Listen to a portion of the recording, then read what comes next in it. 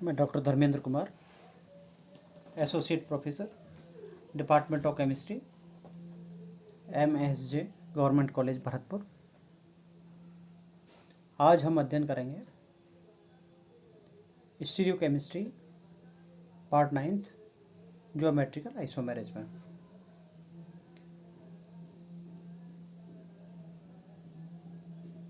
जैसा कि हमने अभी तक ऑप्टिकल आइसोमेरिज्म और जनरल इंट्रोडक्शन ऑफ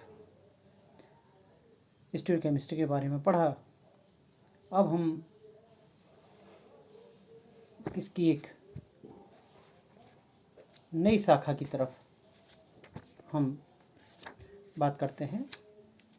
जैसा कि हम पूर्व में बात कर चुके हैं कि जो विन्यासी समव्यवता रहती है वो दो प्रकार की है, प्रकाशिक समव्यवता और ज्यामितीय समव्यवता।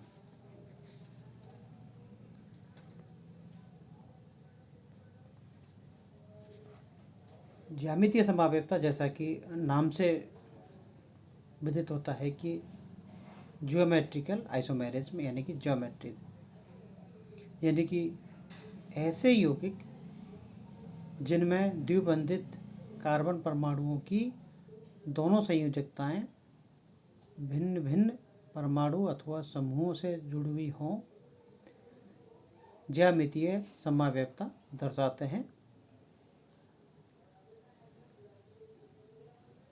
इसका जो सबसे आवश्यक जो शर्त है, दो शर्त हैं।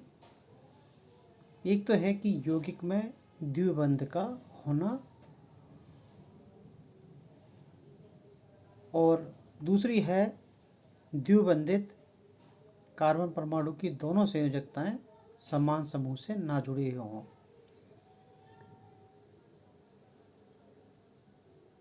पहले बात करते हैं कि यौगिक में द्विबंध का होना। हम जानते हैं कि जब यौगिक में एक द्विबंध आ जाता है तो उसका अक्ष पर घूर्णन संभव नहीं होता। एकल बंध वाले यौगिकों में फ्री रोटेशन के कारण एक संरूपण सुगमता से दूसरे संरूपण में परिवर्तित हो जाता है, किंतु जब अणु में द्विबंध आ जाए तो मुक्त घूर्णन संभव नहीं होता और इसे रेस्ट्रिक्टेड रोटेशन या प्रतिबंधित घूर्णन कहते हैं।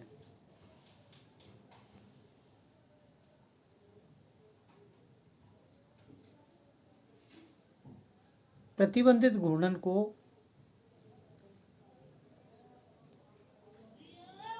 तख्ता कील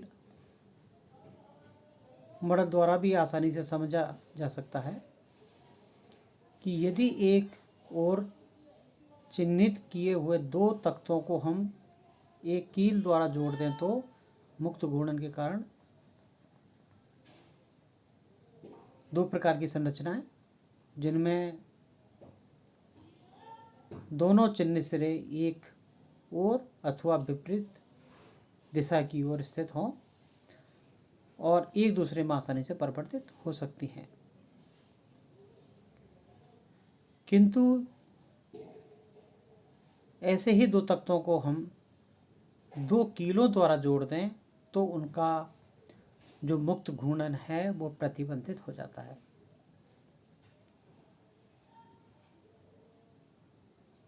और दूसरी कील जोड़ते समय यदि वे दोनों चिन्हित सिरे एक ओर हैं तो उसे समपक्ष व्यवस्था या सिस फॉर्म कहते हैं, और यदि विपरीत दिशा में हैं तो विपक्ष व्यवस्था या ट्रांसफेज कहते हैं। ये दो प्रकार की संरचनाएं एक दूसरे में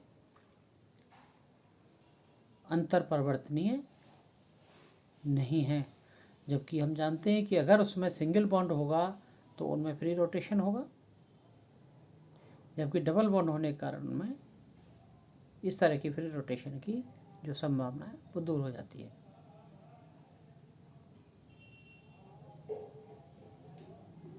इसी प्रकार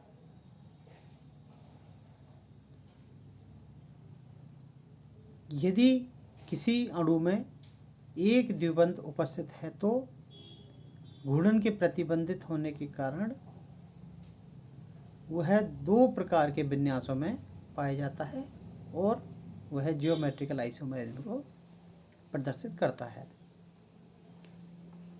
जैसा कि हम यहाँ डायग्राम में देख पा रहे हैं कि यह 1,2 डाइक्लोरो एथीन की संरचना है और हम ये देख पा रहे हैं कि जब दो जो Cl है, अब Cl के सापेक्ष में दूसरा जो Cl है अगर उसी दिशा में है तो वो सिस और उसकी अपोजिट दिशा में है तो वो ट्रांसफॉर्म कहला रहा है।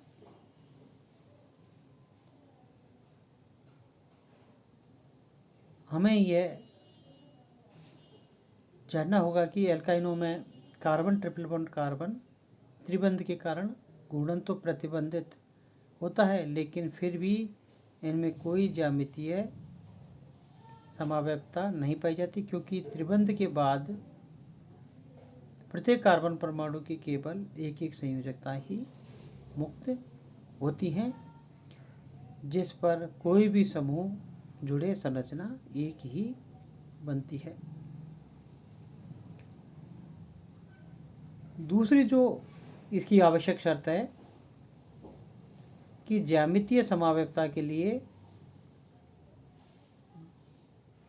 द्विबंधित कार्बन परमाणु की दोनों संयोजकताएं समान समूह से ना जुड़ी हुई हों,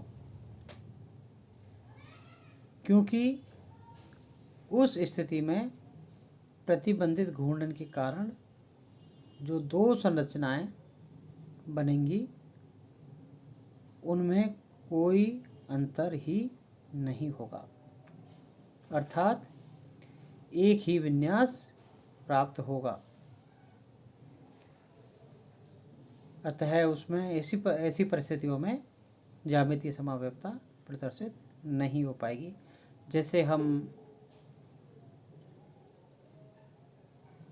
कोई भी एग्जाम्पल लें, जैसे यहाँ हमने 1,2 डाइक्लोरो एथीन की जो संरचना है, अगर मान लीजिए हम एक तरफ Cl को हटाकर हाइड्रोजन लगा दें तो हम ये समझ पाएंगे कि उस वाली कंडीशन में यहाँ कोई भी इस तरह की संभावना नहीं बनेगी, क्योंकि वो उसको जैसे ही पलटेंगे वो एक जैसी संरचना होगी, चाहे कैसी भी परिस्थिति में घुमा दें वो की तरह की स्ट्रक्चर प्राप्त होगी।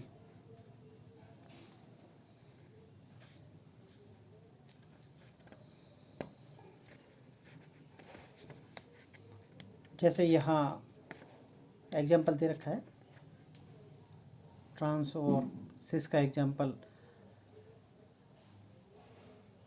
देखें तो जैसे इस ब्यूटीन का एग्जाम्पल है जिसमें दो मैथिल ग्रुप अगर एक तरफ है तो सिस, और अगर CH3 ग्रुप अगर दूसरी श्रृंखला में अलग है तो वो ट्रांस संरचनाएं प्राप्त होंगी।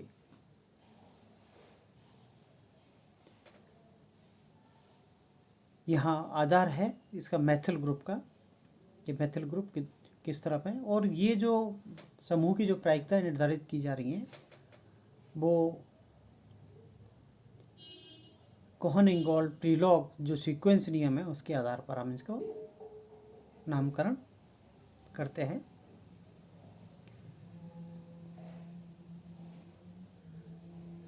Above two forms are not interconvertible due to restriction rotation of double bond. In this form, the two methyl groups are arranged on the same side of a double bond, whereas in trans isomer they are on opposite direction. There are two geometrical isomers, cis and trans, possible in case of 1,4-dimethyl cyclohexane जो कि इन संरचनाओं में देख पा रहे हैं। ये cyclic संरचना है, यानी कि जब दोनों CH3 एक साइड में हैं तो वो सिस है, और जब अपोजिट डायरेक्शन में तो वो ट्रांसफॉर्म है। इन दी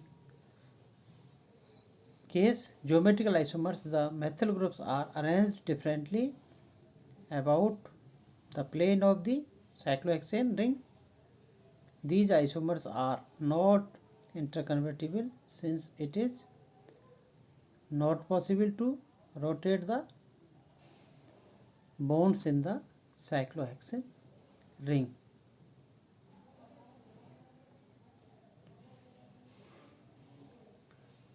इसी कारण ज्योमेट्रिकल आइसोमर्स को हम सिस ट्रांस आइसोमर्स भी कहते हैं, क्योंकि these isomers come in pairs and we name them as cis isomers and trans isomers considering the relative position of the substituents.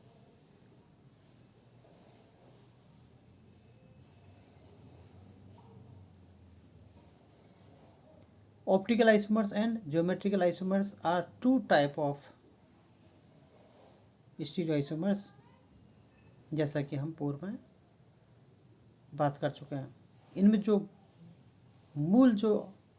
इसमें डिफरेंस है दोनों optical geometrical isomers is that optical isomers are pairs of compounds which appears as mirror images of each other,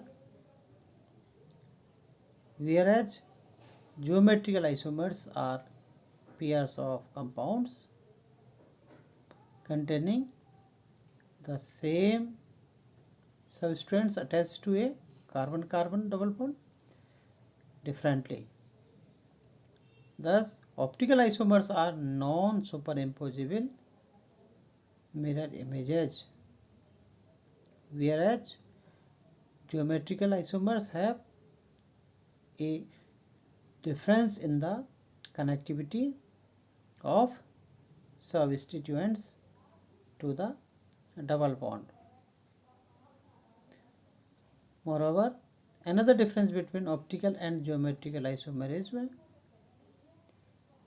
is that optical isomers have similar physical properties, but geometrical isomers have different physical properties.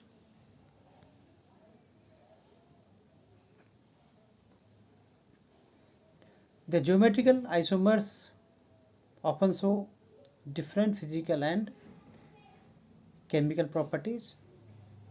The difference in their physical properties is more significant when there is more difference in the polarity.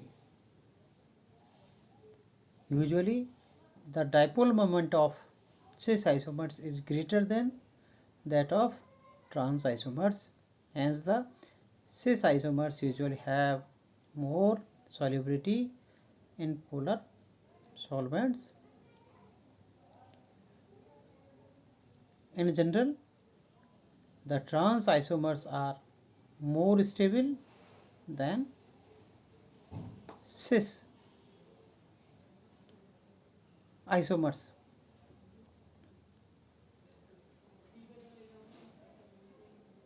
यहाँ हम जानते हैं कि इनके विन्यासों को जो determine कर सकते हैं उसके लिए कई विधियाँ हम काम में ले सकते हैं या लेते हैं, जैसे ये चक्रीकरण विधि, द्विध्रुव आघूर्ण विधि,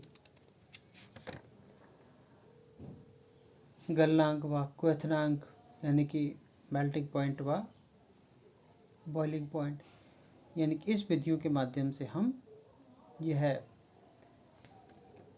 इनका डिटरमाइन कर सकते हैं कि कोई ज्यामितीय समरूपता विन्यास वाला है अथवा समपक्ष वाला है अथवा विपक्ष वाला। और सिस और ट्रांस के बाद इसकी जो दूसरी नामकरण की पद्धति है वो ये जड़ पद्धति है। धन्यवाद।